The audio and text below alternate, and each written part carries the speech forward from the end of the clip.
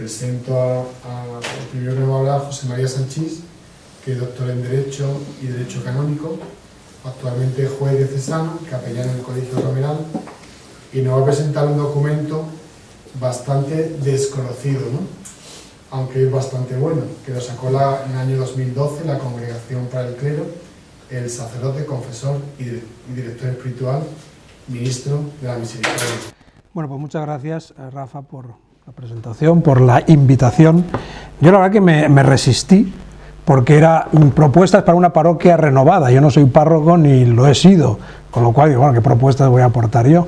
Pero bueno, también es cierto que por lo que me proponía, pues algo que es propio de cualquier sacerdote. Cualquier sacerdote pues debe, ¿no?, pues ejercitar su ministerio, y cada uno luego lo hacemos ahí donde habitualmente nos encontramos.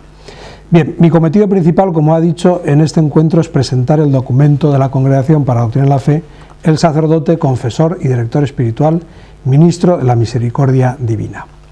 Claro, hablar de propuestas para una parroquia renovada y ya centrarnos directamente en un tema puede parecer un poco extraño, pero bueno, yo personalmente tengo esta convicción, que al menos uno de los ámbitos claros en los que se puede renovar, ya veréis vosotros, los otros ponentes, ¿no?, si opinan lo mismo o en qué medida, va por este camino.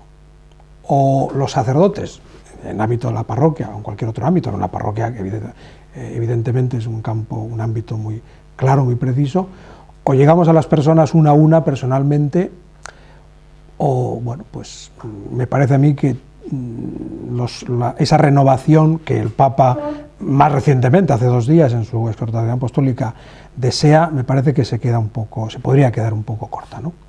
Bien, no voy a detenerme a exponer o resumir el documento, porque sería muy tedioso, ¿no? Y me voy a limitar a decir cuál es el contenido, animaros a leerlo si tenéis ocasión, tampoco es muy largo, pero pienso que es un documento interesante, y luego pues hacer algunas consideraciones. El esquema del documento es muy sencillo. Después de una breve presentación viene una introducción, 2 capítulos, conclusiones y 2 apéndices. Y la presentación comienza con estas palabras que son del Papa Benedicto XVI, que son suficientemente expresivas del porqué de la publicación de este documento, que tiene su contexto en la conclusión del año sacerdotal. Dice así: es preciso volver al confesionario como lugar en el cual celebrar el sacramento de la reconciliación, pero también como lugar en el que habitar más a menudo, para que el fiel pueda encontrar misericordia, consejo y consuelo, sentirse amado y comprendido por Dios y experimentar la presencia de la misericordia divina junto a la presencia real en la Eucaristía. Bien, yo creo que son palabras muy claras, ¿no?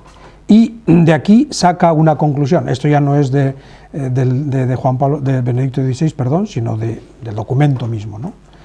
Dice: junto a la celebración eucarística diaria, la disponibilidad a la escucha de las confesiones sacramentales, a la acogida de los penitentes y, cuando sea requerido, al acompañamiento espiritual, son la medida real de la caridad pastoral del sacerdote, y con ella testimonian que se asume con gozo y certeza la propia identidad, redefinida por el sacramento del orden, y que nunca se puede limitar a mera función. El sacerdote es ministro, es decir, siervo y a la vez administrador prudente de la divina misericordia. La palabra misericordia posiblemente sea la más repetida, usada por el Papa Francisco en diversos momentos, en diversas facetas, y bueno, aquí este ejercicio de la misericordia, el ministerio de la misericordia, que toca a los sacerdotes, tiene un ámbito muy claro, que es el sacramento de la reconciliación. Entonces, este documento lo que pretende ser es una ayuda, un instrumento útil para los sacerdotes, para los que nos dedicamos a este ministerio, y para redescubrir el valor de la celebración del sacramento de la penitencia y la dirección espiritual. la introducción tiene un título significativo, hacia la santidad. Es decir, que de lo que se trata es, bueno, pues este sacramento instituido por Jesucristo, que tiene una finalidad específica, tiene unos efectos concretos, está previsto por Dios en orden a qué, pues a lo que es la finalidad de cada uno de los cristianos, ¿no? Que es esa plenitud en la fe, que lógicamente no se adquiere en un día ni en dos, sino bueno, es un camino, ¿no?, a recorrer paso a paso, y que necesita la misericordia de Dios, necesita del perdón, necesita de la reconciliación con Dios y con los hermanos. Y después, los dos apartados principales en los que se divide el documento, ya significativo, se titulan respectivamente: primero, el ministerio de la penitencia y de la reconciliación en la perspectiva de la santidad cristiana; dos, el ministerio de la dirección espiritual. Es decir, que la confesión, por resumir, confesión y dirección espiritual. Y además ambos capítulos se desarrollan según un mismo esquema: importancia actual, momento de gracia, líneas fundamentales y algunas orientaciones prácticas sobre cada uno de estos dos puntos, ¿no? Ciertamente la confesión y la dirección espiritual no son la misma cosa, aunque en la confesión siempre se procura dar una orientación, un consejo, pero la dirección espiritual es algo más amplio, ¿no? Bueno, y en este documento lo que se hace es exponer qué es cada cosa, cuál es su fundamento escriturístico, teológico, doctrinal, y bueno, sacar al final algunas orientaciones prácticas. Es decir, que es un documento muy práctico. De hecho, después de exponer los fundamentos doctrinales, los criterios pastorales, se proponen algunas orientaciones prácticas para el ejercicio de ambos ministerios, es decir, que sirvan como punto de referencia para ir adquiriendo esa experiencia de la que habla el Papa Francisco en su reciente exhortación Evangelii Gaudium, que dice así. No sé si habéis tenido ocasión de leerla, yo desde luego no la he terminado, he empezado a leerla y además un poco rápido, porque en fin, para saber de qué, pero ya me encontré con este texto. Dice: más que nunca necesitamos de hombres y mujeres que desde su experiencia de acompañamiento conozcan los procesos donde campea la prudencia, la capacidad de comprensión, el arte de esperar, la docilidad al espíritu, para cuidar entre todos a las ovejas que se nos confían de los lobos que intentan disgregar el rebaño. Necesitamos ejercitarnos en el arte de escuchar, que es más que oír. Lo primero en la comunicación con el otro es la capacidad del corazón que hace posible la proximidad, sin la cual no existe un verdadero encuentro espiritual. Bien, ya se ve que es algo que está muy presente en la idea que el Papa Francisco nos quiere transmitir y que supone ciertamente una renovación. Yo, como digo, he leído los primeros párrafos, las primeras páginas de esta exhortación y, bueno, aparte que me ha gustado mucho, realmente nos da mucha caña, ¿no?, a todos los cristianos, sacerdotes, laicos, y de, bueno, venga, aquí esto hay que cambiar, aquí hay que cambiar. Y me parece a mí que una línea, por supuesto, no quiero yo interpretar al Papa, lo que dice, ¿no?, pero me parece a mí que esto, también por lo que en otras ocasiones ha dicho, es significativo, ¿no? Bien, hace unas semanas se publicó en el diario Avenire una entrevista con el cura Pepe. No sé si sabéis quién es el cura Pepe. El cura Pepe es un sacerdote de Buenos Aires que trabaja en las famosas villas, ¿no?, en las zonas pues más deprimidas, pues más en fin, populares, ¿no? Bien, pues contaba este cura Pepe su experiencia. Por eso la conocemos, claro, si no lo hubiera contado no nos habríamos enterado, ¿no? Y lo cuento porque, aunque es un hecho un poco especial, extraordinario, que lógicamente lo que se refiere a la dirección espiritual no se circunscribe solo a estas situaciones, pero tiene como protagonista al entonces obispo Bergoglio, ¿no? Bien, el hecho es que este sacerdote, después de 7 años trabajando pastoralmente en esas zonas miserables de Buenos Aires, pues comenzó una crisis existencial que le llevó a plantearse abandonar el sacerdocio y formar una familia. Bien, a pesar de su confusión interior y de sus dudas y sus inquietudes y su decisión, por una, en fin, lealtad, decidió pues comunicarlo, ¿no?, al entonces obispo auxiliar de Buenos Aires, Jorge Mario Bergoglio, ¿no? Y son palabras suyas. Cuando le dije que estaba atravesando esta crisis, él no forzó la mano, me dijo solamente: cuando le apetezca, venga a verme. Me inspiraba mucha confianza, así que empecé a ir a verlo una vez al mes. Durante ese año que él pidió, estuvo trabajando en una fábrica de zapatos.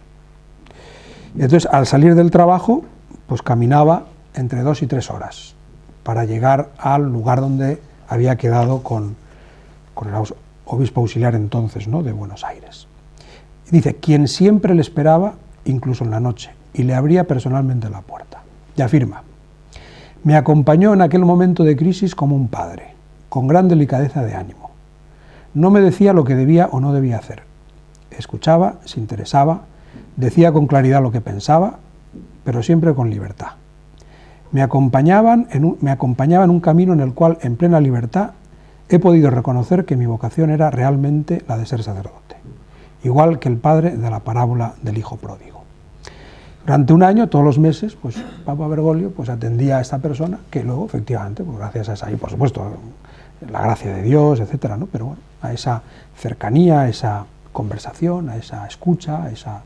Dice que él le decía las cosas con claridad, o sea, que no es que iba con paños calientes o le intentaba, no, pero con...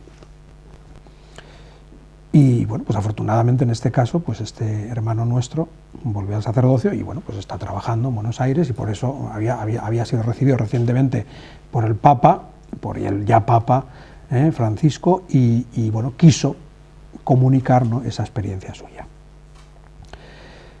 Bien, algunos fieles, a mí por lo menos me ha ocurrido, como supongo que también a vosotros, manifiestan que los sacerdotes no tenemos tiempo para atenderles, para escucharles. Ciertamente tenemos muchas ocupaciones de muy diverso tipo que nos parecen prioritarias y relegamos a otro momento más oportuno ese ministerio, ¿no? Llega la gente: bueno, mira, es que ahora tal, es que pinto la misa, tengo la catequesis, tengo tal, un funeral.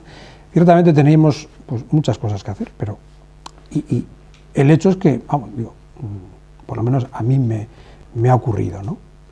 Y nos conformamos muchas veces con unas celebraciones comunitarias de la reconciliación en los tiempos fuertes, lo cual está muy bien, ciertamente.